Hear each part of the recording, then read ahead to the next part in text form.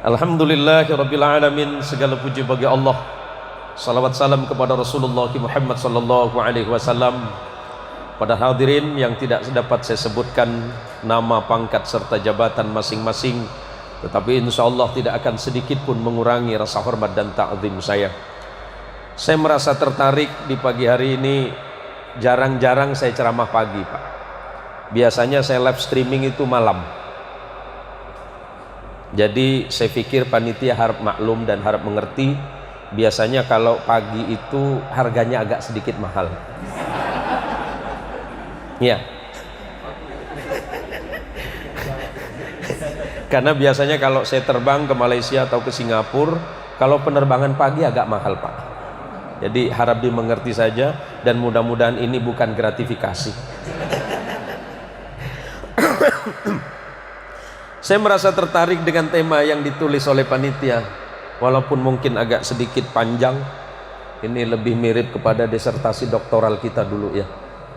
Memperkokoh persaudaraan dan menebar bakti dalam keragaman dengan silaturahim. Nggak ada yang lebih panjang lagi, Pak.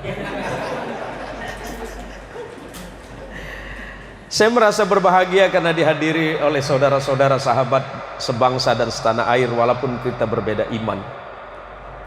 Tetapi bukankah Islam itu adalah agama yang selalu mengajarkan tentang kedamaian? Di dalam Al-Quran Allah mengingatkan khudil afwah, jadilah kalian sebagai pribadi yang pemaaf. Wa a'rid 'anil jahilin, palingkan wajahmu dari orang-orang yang bodoh.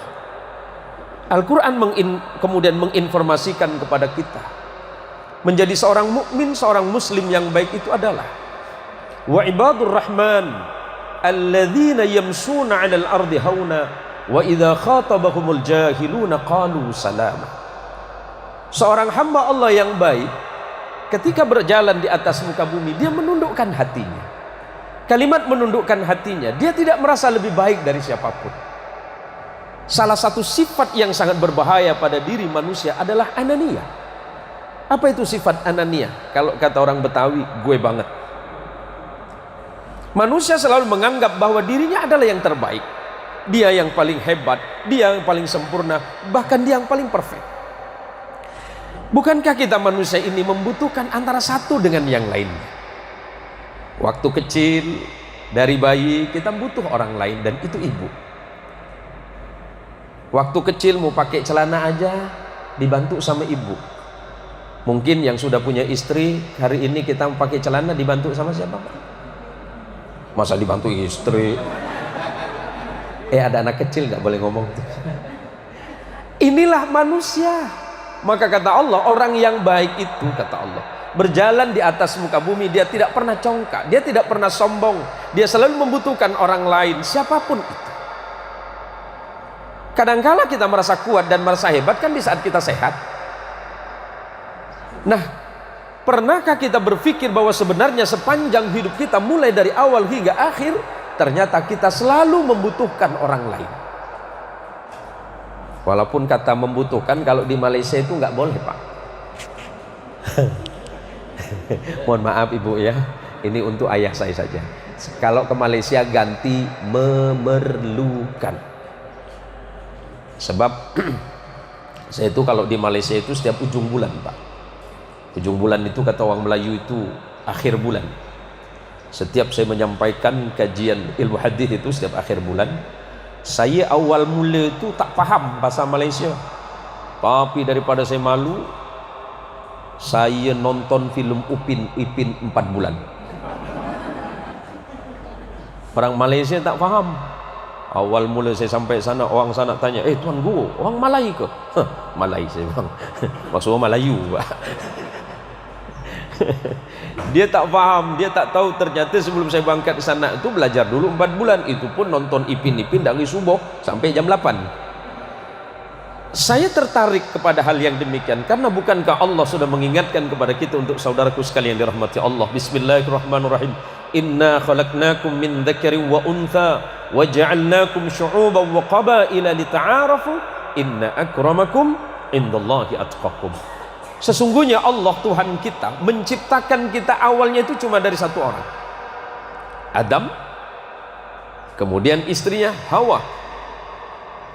Adam dijadikan oleh Allah di surga, kemudian diturunkan di surga pada hari Jumat, diciptakan pada hari Jumat, kemudian dikeluarkan hari Jumat, dan nanti kiamat akan terjadi hari Jumat dan kita masuk surga pun pada hari Jumat.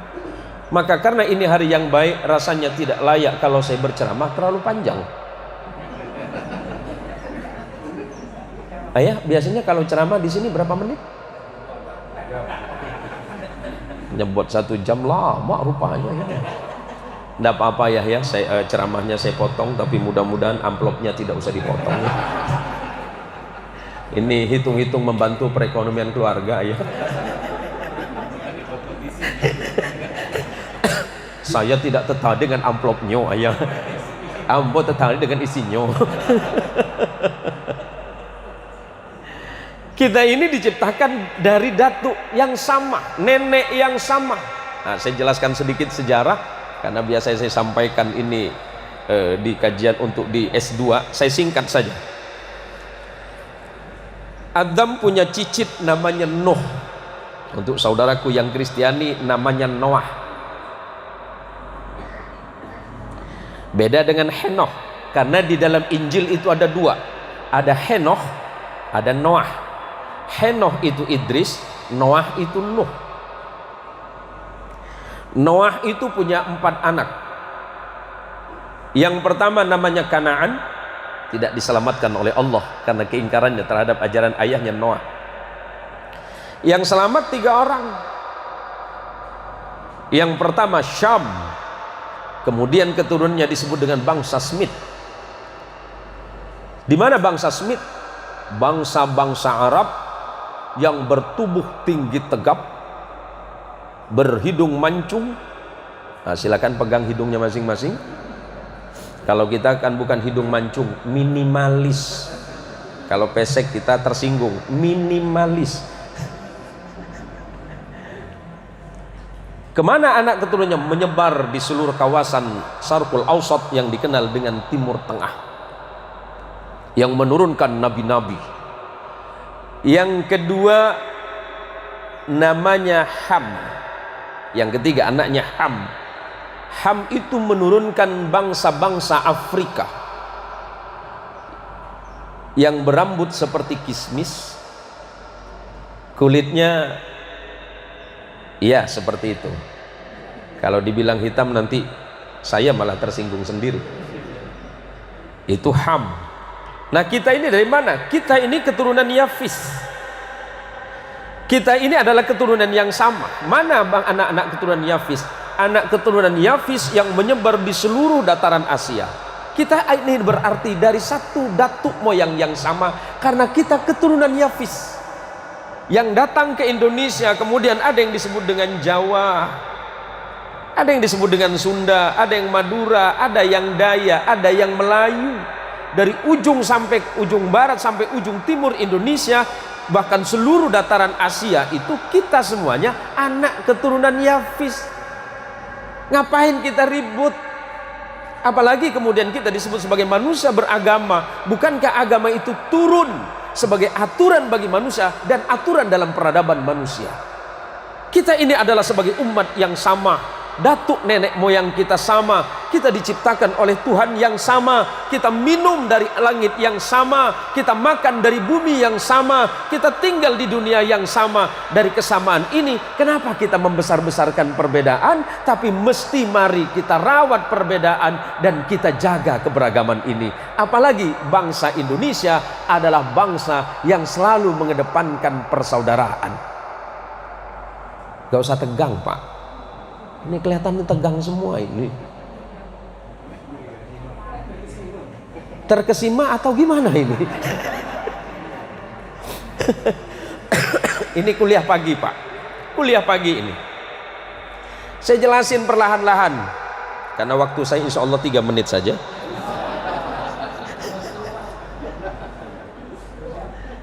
Nah, kenapa kemudian sekarang ada Yahudi, ada Kristen, ada Islam, dan ada yang lain? Ada 3 agama besar di dunia ini yang sering kita sebut kalau kita mengacu kepada 3 agama besar ini, mulai dari Yahudi, kemudian Kristen, dan yang paling terakhir adik bungsu namanya Islam. Kenapa penyebutan nama Tuhannya nyaris sama? Yahudi menyebutnya sebagai El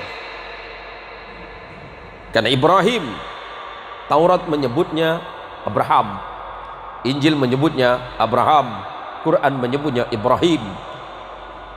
Ibrahim bukan bangsa Arab, jangan terkecoh. Ibrahim itu bukan bangsa Arab. Kalau Ibrahim itu bangsa Arab, berarti bangsa Yahudi juga Arab. Bukan. Ibrahim itu berasal dari Mesopotamia, yang kemudian sering kita sebut sebagai Irak hari ini, atau dulu sering kita sebut Babilonia. Ibrahim lahir di satu tanah yang bernama Ur Kaldania. Kemudian Ibrahim menyeberang ke Mesir, maka Ibrahim disebut dengan Abraham. Abraham di dalam bahasa bangsa-bangsa Nabi yang terdahulu artinya orang yang melintas. Apa yang dilintasi? Gurun. Ibrahim menikah dengan perempuan Mesir yang bernama Sarah, melahirkan anak laki-laki yang bernama Ishak. Kemudian Ibrahim menikah lagi dengan perempuan yang berasal dari Filistin, Palestina. Injil sering menyebutnya Kanaan atau Filistin. Punya anak laki-laki namanya Ismail. Maka ujung El itu menunjukkan Tuhan. Kalau ada nama Daniel, Samuel, yang LLLL itu berarti Tuhan di dalam bahasa Ibrani. Kemudian anak keturunannya, saya singkat saja. Ibrahim punya anak namanya Ishak, menurunkan anak laki-laki namanya Jacob. Di dalam Injil, Quran menyebutnya Yakub, kemudian Allah menyebutnya Israel, Injil menyebutnya Israel. Ezra artinya kekasih, El artinya Tuhan, karena Yakub adalah kekasih Tuhan atau kekasih Allah.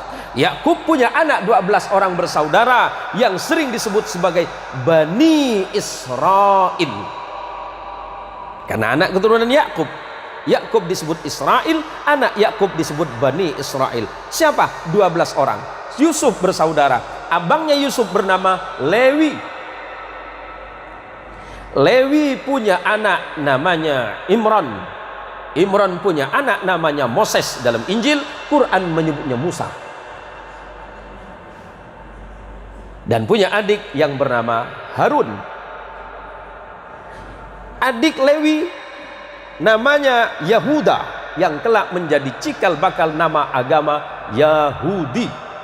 Yahuda punya keturunan terus, salah satunya bernama David. Di dalam Injil disebut sebagai the King of David. David punya anak namanya King of Salomo. Al-Quran menginformasikan sebagai Sulaiman. Sulaiman punya 2 orang anak yang kemudian tidak jadi nabi, tapi keturunannya ada yang bernama Imran. Imran menikah dengan Hana. Hana dan Imran punya anak yang Quran menyebutnya Maryam, Anda menyebutnya Maria. Maria punya anak namanya, Al-Quran menyebut Isa bin Maryam, dan Anda menyebutnya the Jesus of Christ. Sederhana, Pak. Kenapa berbeda? Itu masalah iman saja. Hari ini kita tidak sedang mempertentangkan iman, tetapi bagaimana kemudian kita merajut perbedaan-perbedaan yang ada untuk menjadi sebuah sumber kekuatan bagi sebuah bangsa besar yang bernama manusia. Lebih-lebih kita adalah bangsa Indonesia yang luar biasa. Tepuk tangan untuk Indonesia, Pak. Saya memahami beberapa bahasa daerah ya.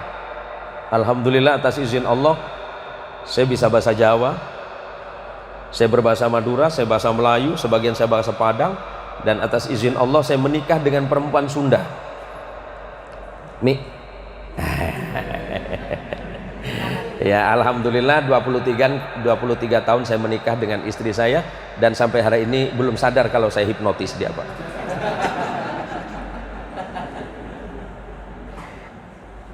Kemudian sekarang Ibrahim punya anak yang kedua, yang pertama sebenarnya perbedaan antara Injil dengan Quran hanya sudut pandang saja.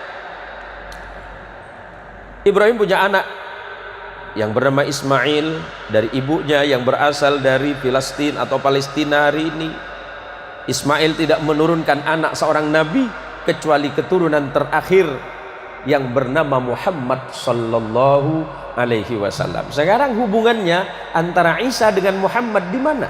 Hubungannya datuknya sama, yang bernama Ibrahim, neneknya saja yang beda. Neneknya Nabi Muhammad itu yang bernama Hajar, sedangkan neneknya Isa yang bernama Sarah. Itu saja, Pak. Jadi kadang-kadang saya itu tidak tertarik dengan perdebatan kawan-kawan sampai kemudian wah ini menjadi sebuah perdebatan tegang-tegangan. Nggak perlu sebenarnya. Ini semuanya kembali kepada dasar iman kita masing-masing. Yuk kita mari rawat perbedaan yang ada. Yang Muslim silakan duduk berdampingan dengan Nasrani. Yang Nasrani silakan boleh duduk dengan Konghucu. Konghucu boleh duduk dengan Buddha dan Hindu. Kita tidak usah berdebat tentang Tuhan, sebab iman sudah final, tapi nilai-nilai keimanan yang harus kita teruskan sampai akhir zaman. Saya lebih tertarik kalau saya diundang bukan hanya sekedar ceramah di masjid, Pak. Sebab dari kecil saya itu sudah terbiasa duduk di depan gereja. Iya, kalau mau main bola hari Minggu, saya tunggu teman saya namanya Hendrik. Atas izin Allah setelah kami dewasa, ternyata kami beda. Saya jadi ustadz, Hendrik teman saya jadi pastor. Permusuhan kami tidak selesai sampai hari ini. Dulu musuh main bola, sekarang musuh tentang Tuhan. Saya bilang nggak perlu itu Hendrik. Siap bang, saya tahu abang ini cara berpikirnya sangat enak dan luas. Iya, untuk apa kita memperdebatkan iman dan Tuhan? Yang harus kita perbaiki adalah semangat kebersamaan kita membangun peradaban manusia. Allahumma sholli ala Muhammad. Udah selesai berarti Bu ya? Wah, saya udah semangat mau turun sudah ini.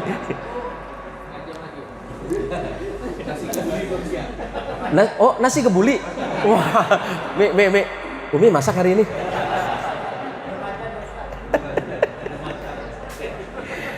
Tapi semenjak saya ceramah tahun 87, perasaan baru hari ini saya ceramah nggak dikasih minum gitu loh.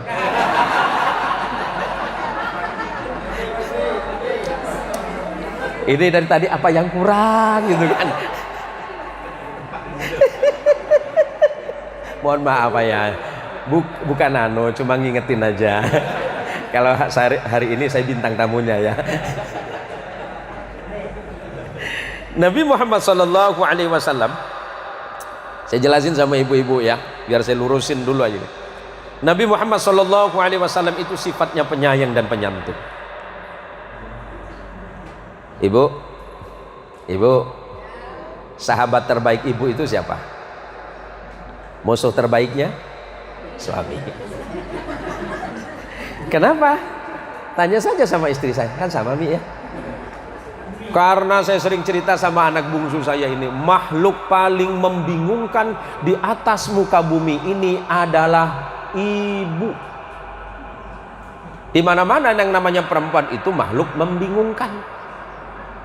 Kalau punya anak, kita sebagai ayah boleh marah nggak sama anak? Kalau kita marah sama anak, kemudian yang marah siapa sama kita? Ibu. Tapi kalau ibu marah sama anak, boleh dong? Boleh. Seharian ibu marah sama anak nggak masalah, Pak. Sekarang uang suami, uang istri, ngebingungin nggak?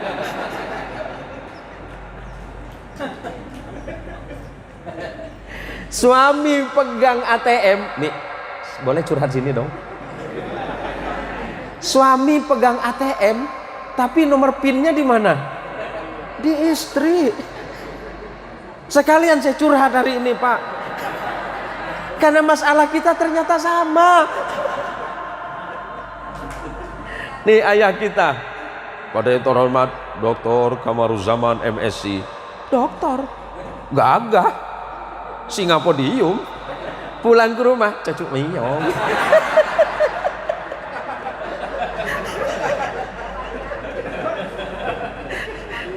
Nih, sama kan? Sama. Jadi gimana kalau kita bikin grup saja, Pak? Namanya grup suami-suami teraniaya.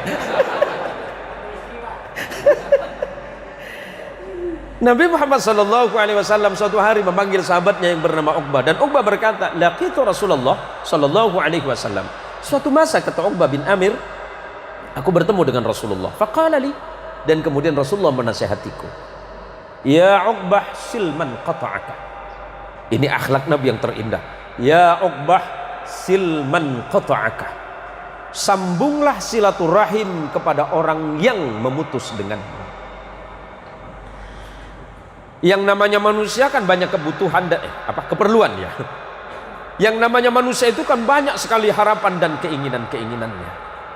Sampai kadangkala keharapan, ketika ingin sampai kepada harapan dan tujuan, banyak cara yang kadang-kadang di luar nalar.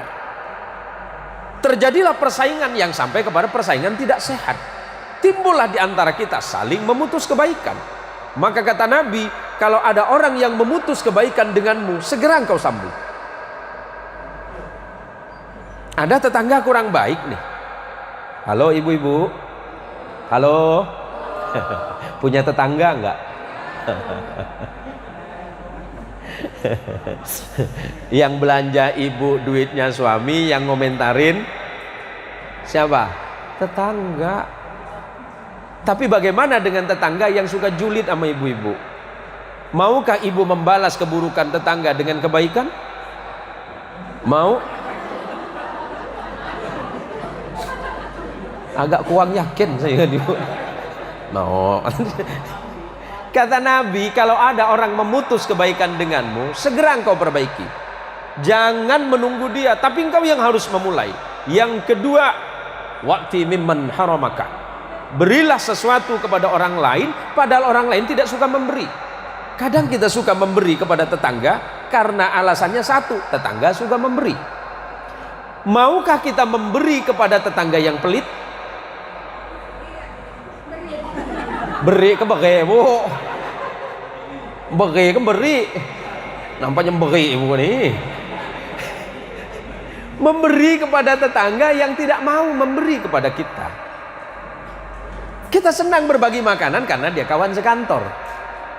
Kita senang berbagi kebaikan karena dia orangnya baik. Tetapi maukah kita berbagi kebaikan padahal dia jahat kepada kita? Maka kata Nabi, wa'ti, berilah sesuatu kepada siapa? Man haramaka. Yang ketiga, ini paling berat kata Nabi, wa'fu mimman dhalamaka. Maafkan orang yang menyakiti dirimu, walaupun orang itu tidak pernah meminta maaf kepadamu. Suami kadang tanpa sadar, termasuk saya kepada istri, sering mengucapkan kata-kata yang tidak layak dan tidak elok.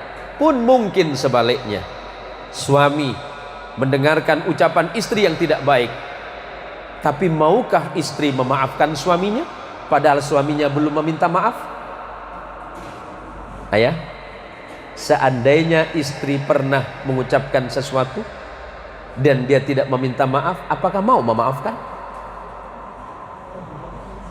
Mikir dulu. Ini Pak siapa ini? Triad ya? Triadi. Enggak dibuang i-nya saja Pak. Triad Hongkong.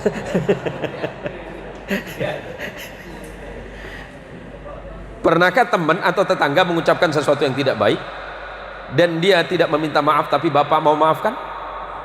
Hebat. Pesan Nabi SAW, irhamu man fil ardi yarhamukum man fis samai. Kasihanilah makhluk Allah yang di bumi ini, maka Allah yang di langit akan mencintaimu. Sama dengan pesan Anda, pesan untuk orang Kristen, untuk Katolik.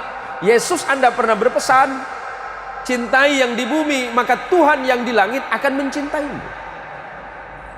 Islam mengajarkan kepada kita tentang bagaimana merawat orang lain dengan cara yang terbaik, padahal orang itu begitu luar biasanya permusuhannya kepada kita. Permusuhan orang-orang Quraisy kepada Nabi kurang gimana Pak? Sampai Nabi awal menyampaikan dakwah Islam, kemudian Nabi diboikot secara ekonomi. Tapi apakah Nabi kemudian membalas mereka? Enggak. Bahkan puncak terindahnya adalah ketika Nabi dan para sahabat menjelang akhir masa, menjelang akhir kehidupan beliau kembali lagi ke kota Makkah, membawa 10.000 tentara dari Madinah menuju Makkah. Orang-orang Makkah pada takut kepada Nabi. Ada 114.000 sahabat yang ikut bersama Nabi dan kaum muslimin.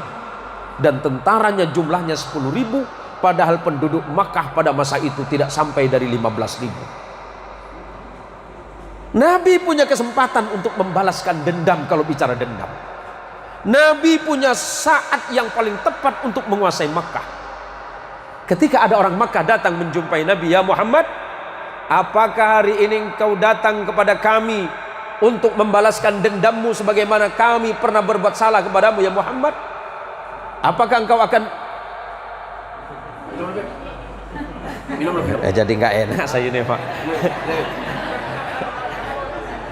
Saya sebenarnya tidak mau, cuma menghargai beliau aja.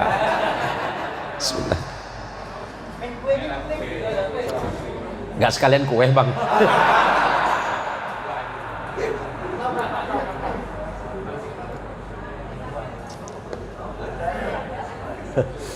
Allahumma sholli ala Muhammad. Ya Muhammad, apakah hari ini engkau akan mengusir kami dari Makkah sebagaimana kami pernah mengusirmu ke Madinah ya Muhammad? Nabi menjawab, "Wahai orang-orang Makkah, aku diutus oleh Allah bukan untuk menjadi manusia pendendam. Aku diutus oleh Allah bukan untuk menjadi manusia yang senang membalas dendam. Kalau saya mau hari ini Makkah aku kuasai," kata Nabi.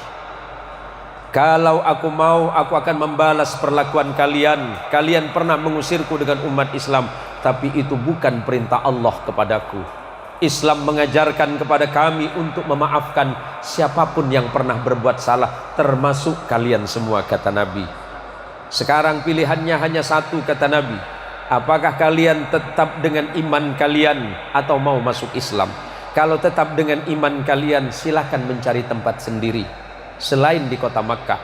Dan kalau memang masuk Islam, masuklah dengan damai. Aku tidak akan pernah memaksa kalian memeluk agama ini.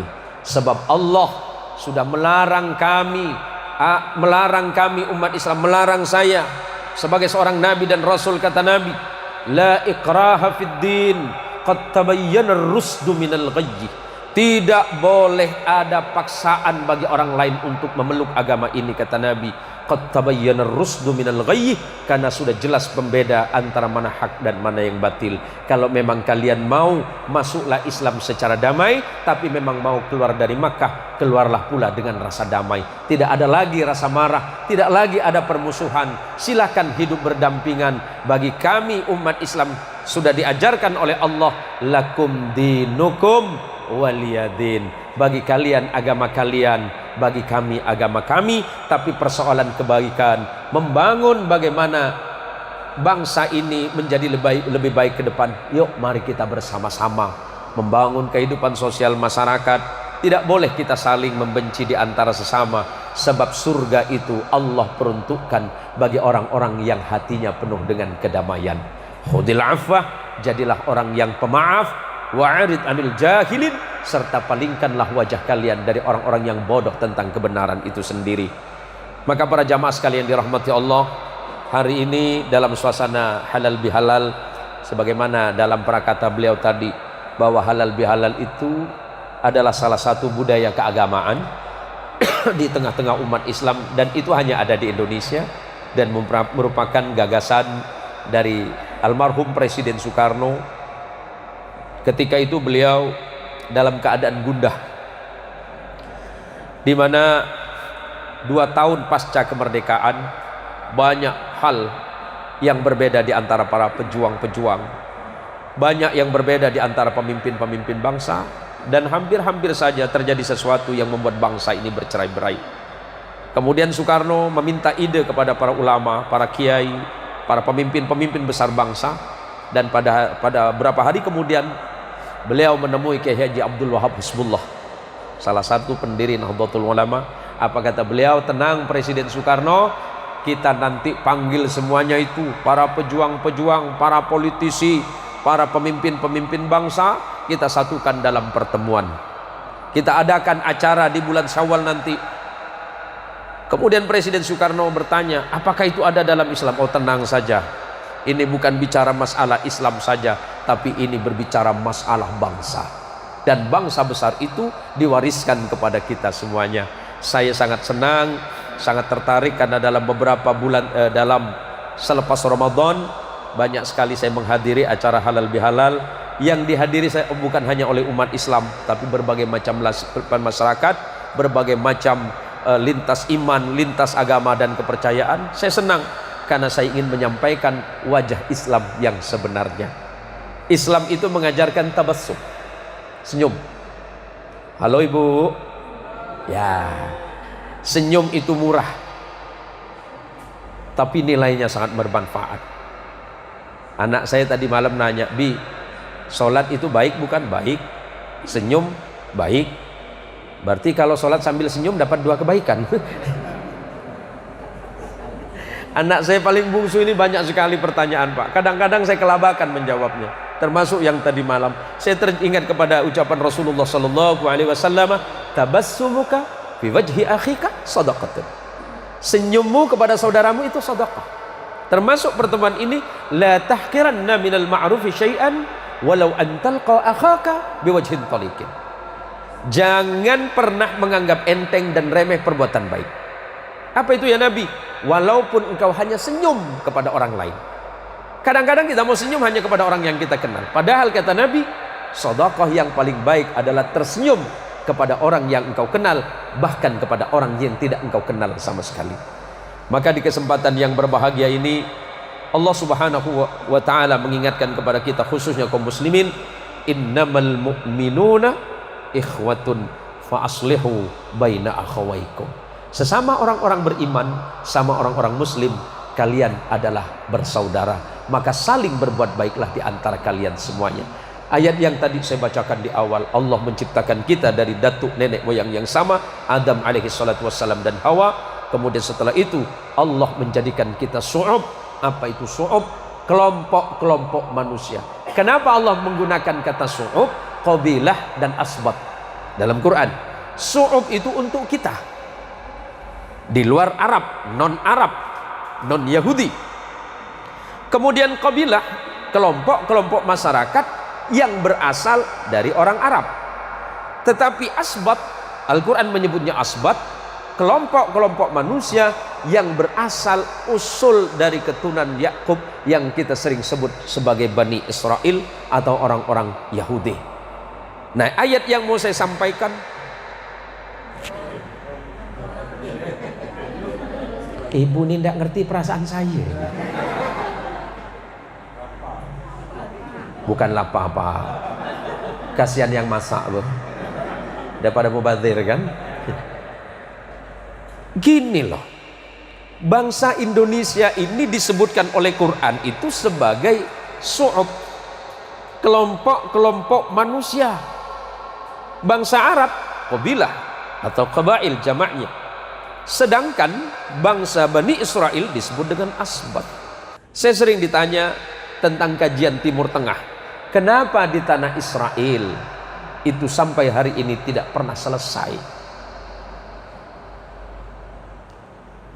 Bahasa Arabnya sering disebut sebagai Darussalam. Orang Katolik, orang-orang Kristiani menyebutnya sebagai Yerusalem. Yerusalem terambil dari bahasa Yarushalayim. Sementara orang Mesir kuno menyebutnya sebagai Ursalimum. Ursalimum artinya tanah kedamaian. Kemudian dalam bahasa Aramaik menyebutnya sebagai Yerusalem atau Yerushalayim. Artinya apa? Tanah penuh kedamaian. Arab menyebutnya Darussalam, negara yang penuh kedamaian. Namanya tanah kedamaian, tetapi kenapa nggak pernah damai? Persoalan yang ada di Palestina itu kurang lebih 3000 tahun, Pak. Sampai hari ini 3000 tahun persoalannya belum selesai. Sejarawan menyebutkan bahwa Yerusalem itu dibina oleh Daud dan Sulaiman. Berarti sekarang sudah masuk ke tahun 2000 Masihiyah, hitungannya 1000 tahun sebelum lahirnya Isa, Yerusalem sudah ada. Sekarang tahun 2000 pasca lahirnya Isa, berarti sudah 3000 tahun. Kenapa berbanding terbalik namanya negara yang penuh kedamaian tapi tidak pernah damai-damai? Itu 3000 tahun. Apa yang menjadi persoalan? Persoalannya cuma satu, bahwa menganggap dan memiliki, menguasai Yerusalem dianggap sebagai hal yang paling penting untuk menguasai dunia. Berarti itu politis. Kenapa kita tidak menyebutkan bahwa Yerusalem, Darussalam, Filistin atau namanya one city, three fights, satu kota dengan 3 iman. Di situ ada Yahudi. Di situ pernah turun kitab suci yang bernama Taurat. Di situ Musa kemudian menyebarkan agamanya menjadi lebih besar. Di situ turun Isa. Di situ turun kitab suci namanya Taurat, Zabur, bahkan Injil. Ada 3 kitab turun di tanah itu. Dan Nabi kita Muhammad SAW pernah melakukan rihlah spiritual, perjalanan spiritual waktu terjadinya Isra dan Mi'raj. Nabi Mi'rajnya dari tempat ini. Yang menjadi titik persoalan adalah perebutan kekuasaan. Kalau semuanya dikembalikan kepada umat yang beriman, di situ umat Yahudi beribadah di sebuah tempat yang bernama tembok ratapan, yang di dalam bahasa Arab disebut dengan burak, karena di situ dulu pernah ditambat buruknya Nabi kita Muhammad sallallahu alaihi wasallam. Tidak jauh dari situ ada gereja suci yang diyakini sebagai tempat lahirnya Yesus Kristus. Dan umat Islam juga meyakini bahwa Al-Aqsa berdiri di tempat itu. 3 agama, 3 kekuatan besar dunia saling berebut tempat. Padahal Allah menyebutkan bahwa tanah Yerusalem adalah tanah yang penuh dengan kedamaian, tetapi isinya ternyata manusia yang tidak pernah berdamai. Mari semuanya kita kembalikan kepada diri kita. Tidak perlu kita memperdebatkan itu. Tinggal kita bagaimana kembali kepada iman kita masing-masing. Yang Islam silakan meyakini agamanya, yang Kristiani silakan mengimani apa yang Anda yakini. Tinggal bagaimana kita sekarang membentuk kehidupan manusia yang lebih bermoral, yang lebih beradab, bahkan lebih maju dan moderat. Bukankah Rasulullah Muhammad SAW di ujung apa yang saya sampaikan, ketika membangun Madinah, mempersilahkan siapapun untuk tinggal di kota Madinah. Yang Yahudi monggo, kata Nabi. Yang Nasrani silahkan. Yang Islam juga. Yang orang-orang Majusi boleh. Bahkan orang yang tidak punya agama pun pada masa itu boleh tinggal di Madinah. Tapi kenapa kemudian hilang? Karena merasa tidak cocok dengan kehidupan yang ada di tengah-tengah masyarakat Muslim. Kenapa? Itu kembali kepada persoalan masing-masing. Artinya begini saudaraku sekalian, kita hidup di negara Indonesia, negara yang sangat toleran, negara yang sangat moderat. Di kampung saya di Siantan itu ada masjid, di depannya ada pekhong. Saya Muslim, tetangga sebelah kiri namanya Aliong, agamanya Kristen. Di sebelah kanan saya namanya Ajun, agamanya Konghucu. Di depan sebelah kiri agamanya Kristen, namanya Ronald Sinaga. Nah di sebelah kanan saya juga ada yang agama Buddha. Nggak ada persoalan Pak. Malah saya untung ya. Saya bertetangga dengan Pak Aliong itu untung. Kenapa sampai hari ini? Ada 2 alasan kenapa saya nggak beli mobil. Pertama, uang saya belum cukup. Yang kedua, karena mobil Pak Aliong banyak. Setiap kali saya mau berangkat, Pak Aliong bilang, Pak Haji, hari ini khotbah di mana? Agak jauh Pak Aliong. Oh boleh ambil, silakan bawa sendiri. Yes. Saya pura-pura nggak mau Pak. Udah nggak usah Pak Aliong. Nanti ini enggak Pak Haji udah penuh itu bensinnya. Oh kalau itu boleh.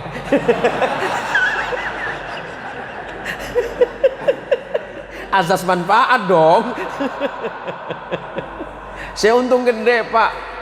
Suatu hari ini cerita lucu Ibu. Suatu hari Pak Aliong itu sambil cuci mobil, dia tanya sama saya, Pak Haji, nggak ada kegiatan? Nggak ada Yong, hari ini udah 2 hari saya istirahat kurang sehat. Sambil cuci mobil Pak nanya sama saya, boleh nanya tentang Islam? Oh boleh. Saya sambil begini di pagar, enaknya gimana nih Pak Haji? Oh enaknya sambil ngopi Yong. Pak Haji ada? Oh ibu nggak ada Yong. Ya udah saya bikinin kopi Pak Haji, kita ngobrol di sini. Udah singkat cerita, Yong enaknya kalau ngopi sambil ngerokok kayaknya Yong ya gitu. Pak Haji nggak ada rokok, itulah kuncinya dibawa sama ibu.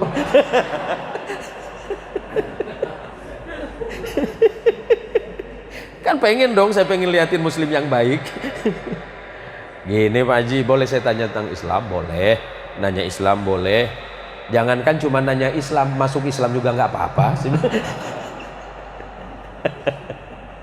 Gini Pak Haji, jangan marah Pak Haji. Ya enggak boleh Yong, orang Islam nggak boleh jadi pemarah. Orang Islam itu harus bersifat lemah lembut, santun, ucapannya harus baik. Pak Haji nggak tersinggung kan? Enggak. Tapi wajahnya Pak Haji merah tuh.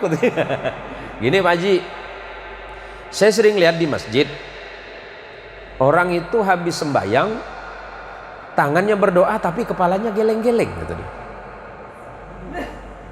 Bingung saya Pak, yang mana Yong? Ada yang begini-begini.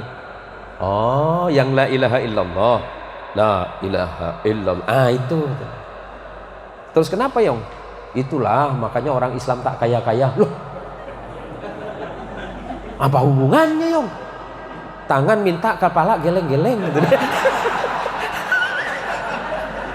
Tuhan marah kan? Yong, bukan cuma Tuhan yang marah, Ngai juga marah nih. Sayanya bingung Pak. Boleh jawab Pak Haji? Oh gimana ya?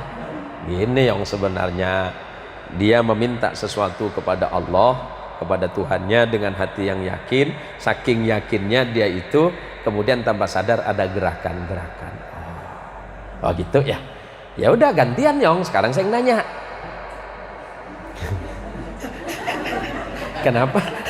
Kenapa orang Tionghoa cepat kaya? Oh, orang Tionghoa dia berdoa 8 penjuru. Tuhan barat tak kasih, pindah timur dia.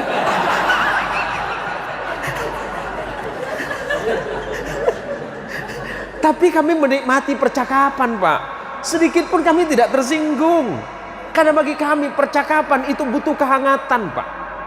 Dan sedikit pun kami tidak marah, dia pun senyum-senyum. Oh masuk akal juga Yong, kalau Tuhan tak kasih tinggal jolok. Kalau Tuhan tak kasih tinggal bakar. Aku bakar nih katanya. Tapi percakapan itu sama sekali tidak menyinggung iman kami Pak. Karena kami menganggap bahwa percakapan seperti ini kita butuhkan setiap hari Pak. Biar ada kehangatan dalam kehidupan sosial kita. Tidak saling ada benturan, tidak ada saling gesekan di antara kita. Mohon maaf, ketika kami dulu ditanya oleh teman saya yang Hendrik itu yang hari ini jadi pastor, Jen, Tuhan kau jauh ya katanya. Kok begitu? Itu kau panggil Tuhan pakai toa katanya. Saya nggak marah Pak, saya nggak marah. Yong, Drik, kalau aku bisik-bisik bahaya katanya kan. Kenapa?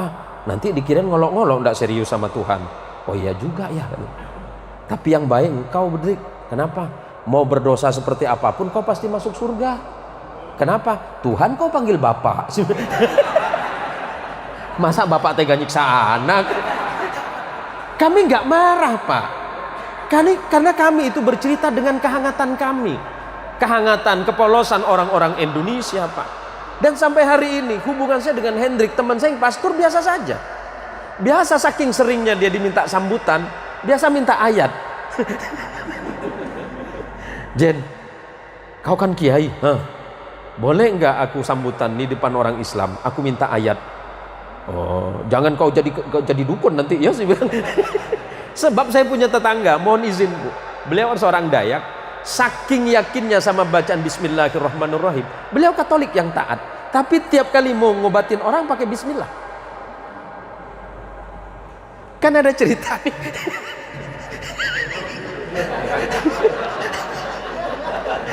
Tapi off the record ya. Off the record ini. Ada 3 sahabat baik. Satu Islam. Nanti off the record nih. Karena follower saya ada 127.000 Pak. Ini bahaya ini.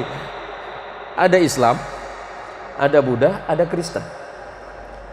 Jadi 3 orang sahabat ini naik ke lantai 10 gedung. Jadi mereka bilang, silakan kita buktikan siapa Tuhan yang paling baik di antara kita. Caranya lompat dari situ. Kalau masih hidup berarti Tuhannya baik. Yang Islam ini kan Islam puli-puli. Kata orang Melayu masak mentah Pak. Ya sembayang setahun sekali lah gitu kan. Sholat dia waktu Idul Fitri dia paling awal datang Pak. Puasa tada. Nah yang satunya ini ada seorang Katolik yang taat. Nah di ujungnya itu seorang Buddha yang luar biasa beriman. Jadi cabut undi nih, siapa yang lompat duluan? Nah, yang lompat duluan Buddha.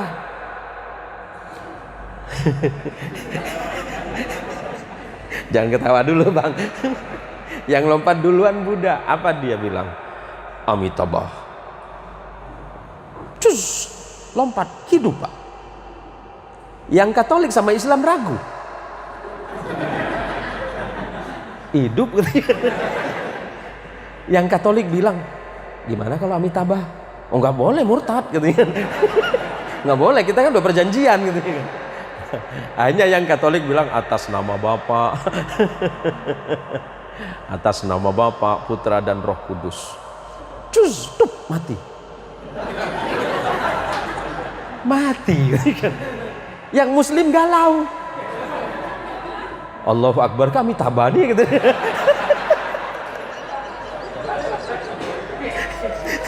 Ini hanya gurauan pagi Pak, off the record saja kan. Akhirnya yang Islam malu dong gitu kan. Masa saya Amitabha, apalagi Tuhan Yesus gitu kan. Ya Allah selamatkan saya ya Allah. Nangis-nangis dia Pak, doa Pak. Lompat dia, Allahu Akbar. Lantai 5 ragu. Tuhan Yesus gitu. Lantai 2 mulai tambah ragu. Amitabha.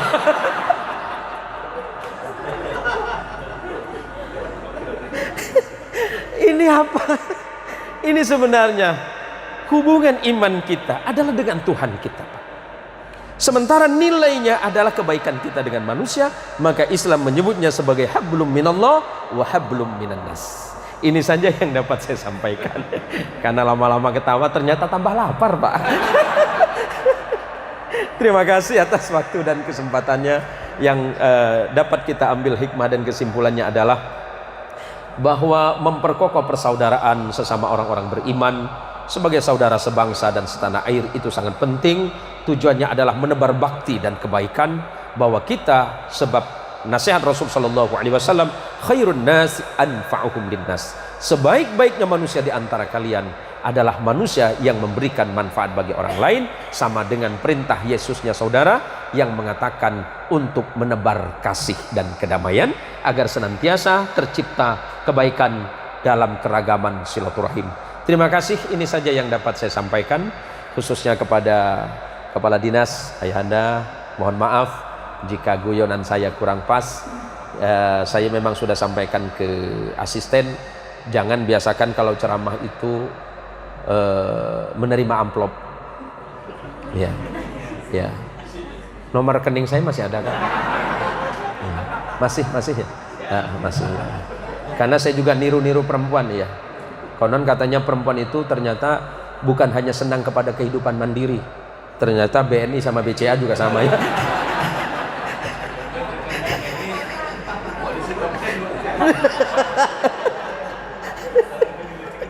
Oh gitu.